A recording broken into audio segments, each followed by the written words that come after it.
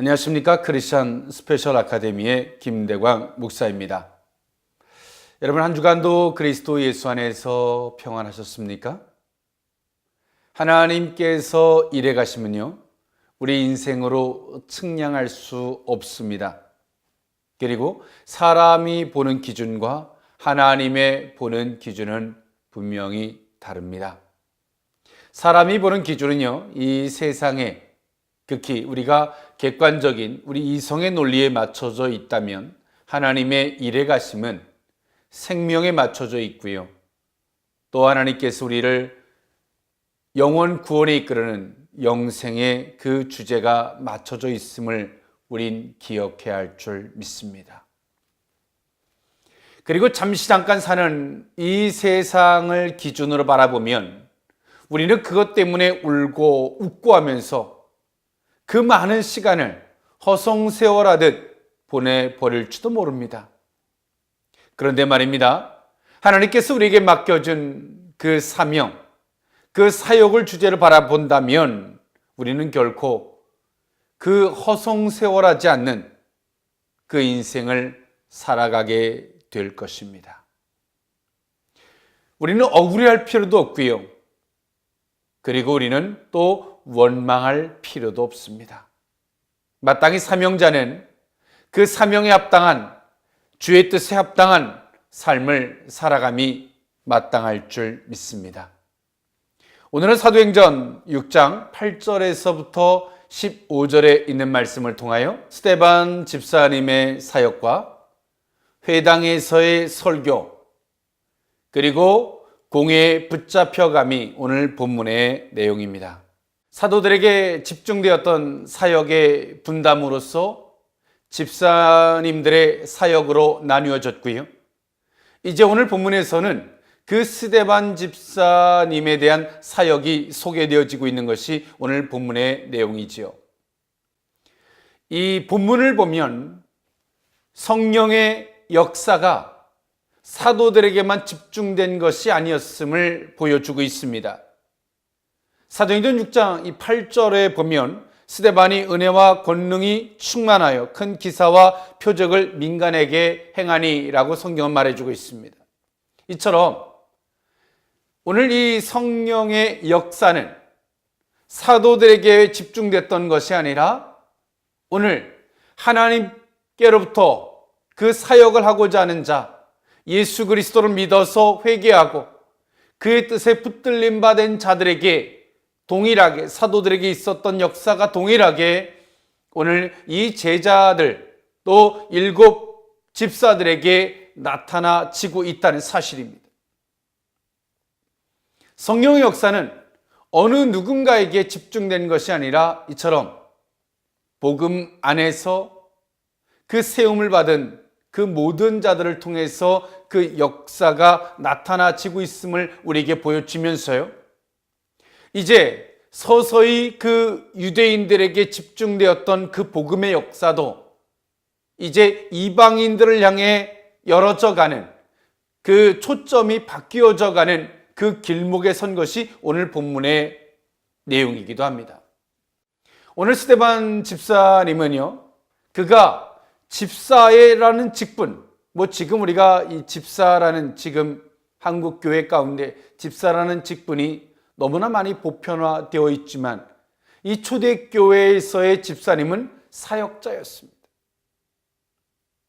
오늘 우리도 이렇게 건강한 모습으로 바뀌어가야만이 되겠죠.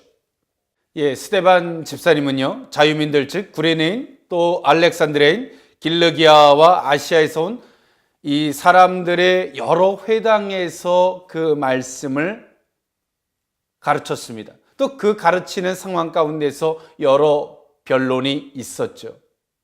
거기에 좀 특색을 좀 살펴볼 필요가 있는데요. 리버디노, 즉 자유인이라는 뜻의 오늘 그 사람들은요, BC 63년에 이 폼페이우스에 의해서 로마의 포로가 되었던 유대인들의 후손들을 말하고 있습니다. 구레네인은요, 북아프리카 주요 도시 중에 한 도시였는데요, 오늘 이곳에 있었던 유대인들은요, 자기들의 율법으로 생활했던 사람들입니다. 그리고 그 알렉산드리아 사람들은요, 당시 애굽의 수도로서 굉장히 학문적으로 뛰어났던 도시 가운데 머물렀던 유대인들이고요. 또 여러 사람들의 회당이라고 하는데요. 이때 당시에 예수님이 계셨을 당시에 여러 회당들은요, 총 480여 개의 회당들이 있었다라고 보는데요. 흩어져 있었던 유대인들이 예루살렘에 머물면서 저마다 각 도시에 맞는 있었던 자기들만의 회당을 하나씩 갖고 있었습니다. 그것이 480개에 이르는 회당이 있었고요.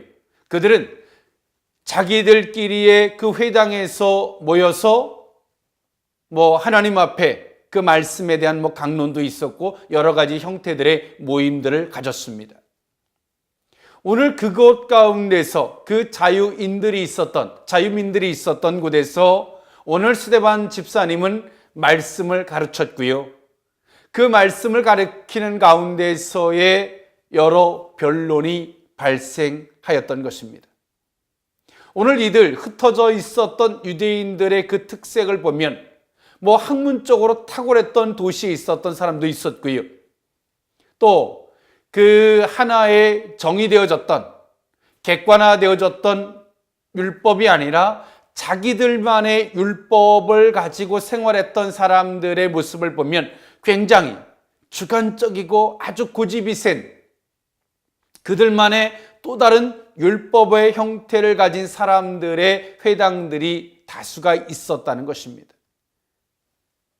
참 이 시대의 모습과 너무나 흡사하죠. 여러 교단들이 있고요. 또 어느 곳은 자유주의 같은, 또 어느 곳은 굉장히 보수주의 같은, 그러면서도 자기들만이 맞다라고 하는 굉장히 주관적이고 고집적인 모습들, 그때의 모습이나 지금의 모습이나 별 다를 바가 없다라는 생각을 합니다. 그런데요, 오늘 우리가 집중해야 할 것이 하나가 있습니다. 복음입니다. 예수입니다. 그런데 잘못하면 예수보다는 그 교리에 집중하는 순간 우리는 예수가 아니라 그릇된 그 교리 속에서 때론 파당을 짓고 예수로 말미암아 하나 될 수 없는, 예수로 말미암아도 하나 될 수 없는 이 어처구니 없는 모습이 우리 가운데 있을 수 있다는 사실을 우린 기억해야 할 것입니다. 때론 사람이 만들어 놓은 교리는 이처럼 우리로 말미암아 정말 예수 그리스도의 참된 정신을 쫓아갈 수 없는 이 어처구니 없는 결과를 만들어낼 수 있다는 사실이죠. 오늘 이때 당시에도 그런 모습들이 있었습니다. 그 율법 안에 있었어도 디아스포라, 흩어져 있었던 그 유대인들이 저마다 그 각자의 그 율법을 믿고 있었고요. 그 속에서 그들조차도 서로 하나 될 수 없는 이 어처구니 없는 모습들이 있었고요. 오늘 스데반 집사님이 그런 회당에서 그 말씀을 가르칠 때 당연히 그 변론이 있을 수밖에 없는 것은 불보듯 뻔한 일이었겠죠. 오늘 스데반 집사님의 말씀을 그들은 받아들일 수가 없었어요. 왜? 이미 그들은 그 율법이 가지고 있는 본질, 그 율법이 가지고 있는 그 원리, 그 율법에서 말하고자 했던 우리는 죄인이다, 그 예수 그리스도를 말해주고자 했던 조명, 이 모든 것들을 그들은 볼 수 없었죠. 율법이 변형되었고 그 변형된 논리 속에서 저마다 집착하듯 살아가고 있었던 디아스포라의 유대인들이었습니다. 오늘 스데반 집사님의 그 가르침 앞에 그들은 받아들일 수 없는 상태가 된 거예요. 이 시대도 그런 것 같습니다. 어떤 올바른 말씀이 전해져도 받아들일 수 없는 상태, 우리 속에 너무나 왜곡이 큰 상태가 있는 거죠. 그래서 끼리끼리 뭉쳐서 자기들만의 또 다른 변형된 종교를 만들어내고 있는지도 몰라요. 오늘 스데반 집사님이 전했던 그 말씀, 그 예수, 복음, 또 율법에 대한 각도, 그것을 그들은 받아들일 수 없었고 그것은 변론에 이르게 됐고 그 변론은 그 사내들인 공회에 붙잡혀가게 되고 최초의 순교자가 만들어지는 이 어처구니 없는 그 여정이기도 했습니다.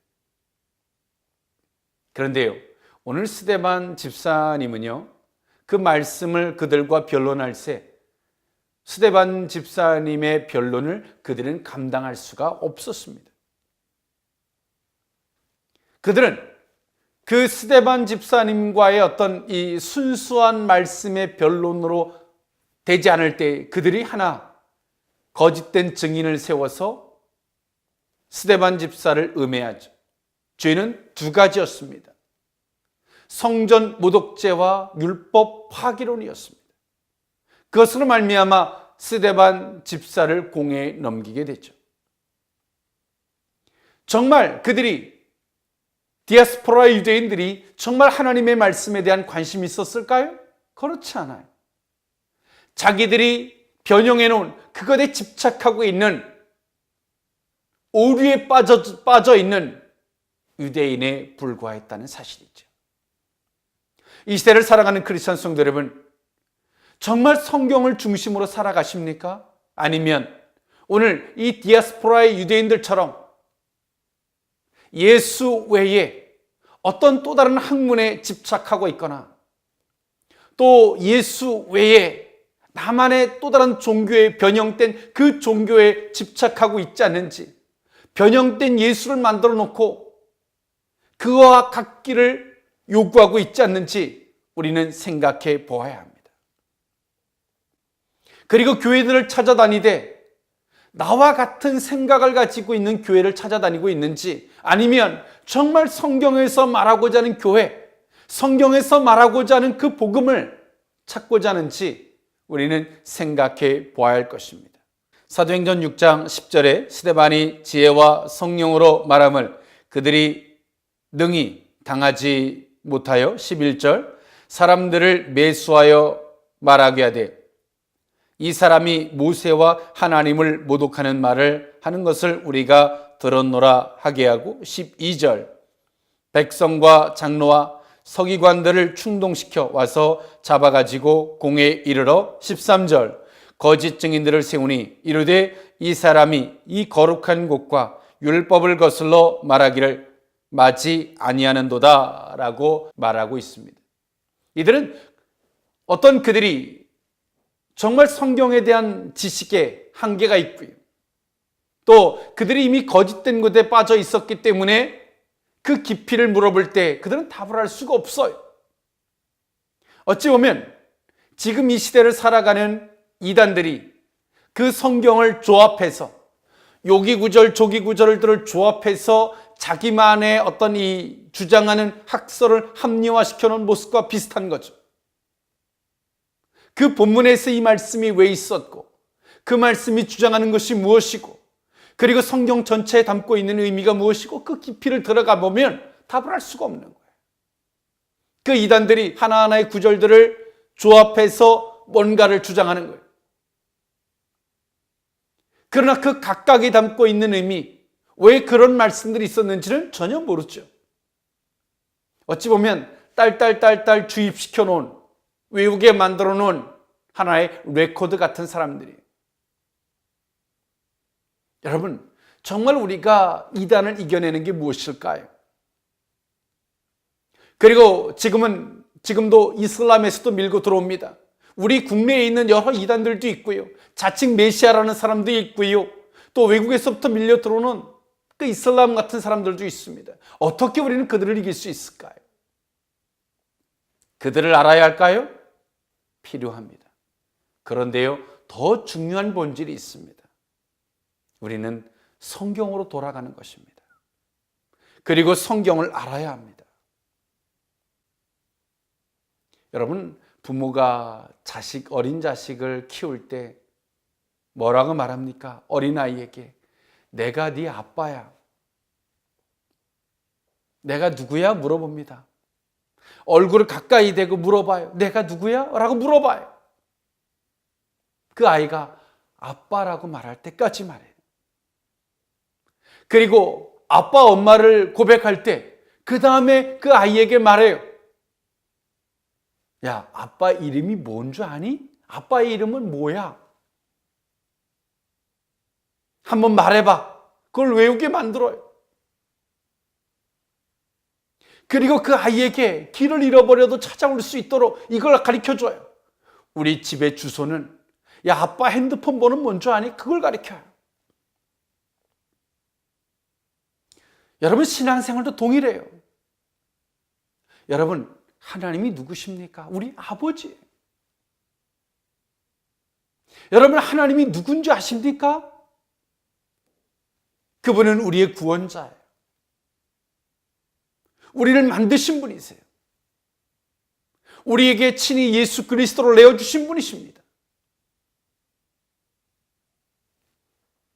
오늘 우리가 길을 잃어버려도 우리가 다시금 우리의 신앙의 정점을 향해 갈 수 있는 게 무엇입니까? 하나님을 아는 것입니다. 성경이에요.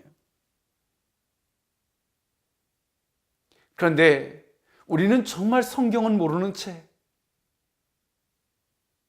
이단을 알기 위해서, 이단을 배우기 위해서 쫓아다닙니다. 그러면 이단을 막을 수 있을 줄은 몰라요. 또 다른 이단이 오면 우리는 어떻게 그것을 막아내겠습니까?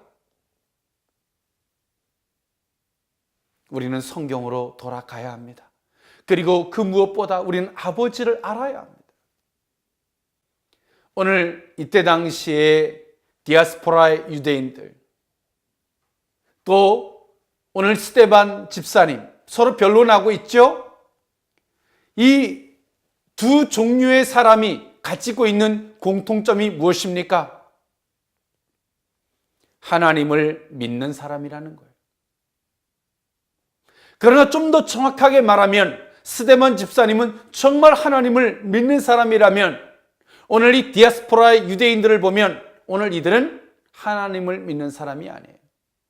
자신들이 세우는 그 교리를 믿는 사람들이에요. 우리는 어떤 크리스찬이십니까? 정말 하나님을 믿는 사람입니까? 아니면 디아스포라 유대인들처럼 내가 세워놓은 그 교리를 믿는 사람인지 우리는 생각해 보아야 할 것입니다. 그리고 변론의 끝에 답을 할 수 없죠. 감당할 수 없죠. 왜? 그들의 한계는 너무나 얕은 물에 지나지 않았기 때문에 그렇습니다.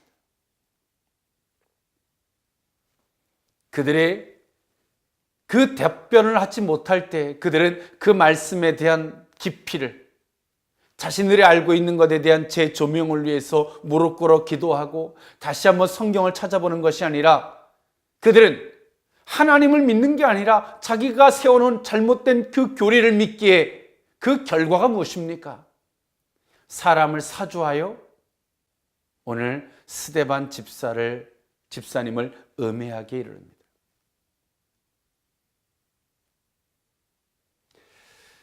여러분, 정말 우리는 성경을 주제로 토론하고 그 토론의 끝은 정말 진리를 찾아가고자 하며 아버지의 뜻에, 아버지의 주권에 굴복하고자 하는 자세인지, 아니면 내가 그것에 대해 답변을 하지 못할 때 이처럼 디아스포라 유대인들처럼 음해하고 사주하여 공경에 빠뜨리고자 하는지 우리는 생각해 보아야 할 것입니다. 이들이 정말 지키고자 하는 것이 무엇입니까? 하나님입니까? 그들이 정말 성경에서 말하고자 하는 성경적 진리입니까? 아니면 자신의 자존심? 그들의 변형되어진 잘못된 교리들입니까? 후자이겠죠. 여러분, 무엇을 지키기 위해서 그렇게 애를 쓰고 힘들게 살아가십니까? 신앙의 양심에 손 얹고 한 번쯤 우리는 그 답을 해야 할 때가 왔습니다. 정말 하나님을 위해서 그 열심을 다하고 핍박과 공경과 그 곤란 앞에서 기꺼이 내가 이렇게 하고자 하는가? 우리가 말하는 정치, 우리가 말하는 희생, 이 모든 것들이 정말 하나님을 위한 것인지, 참된 진리를 지키고자 함인지 우리는 돌아보아야 합니다.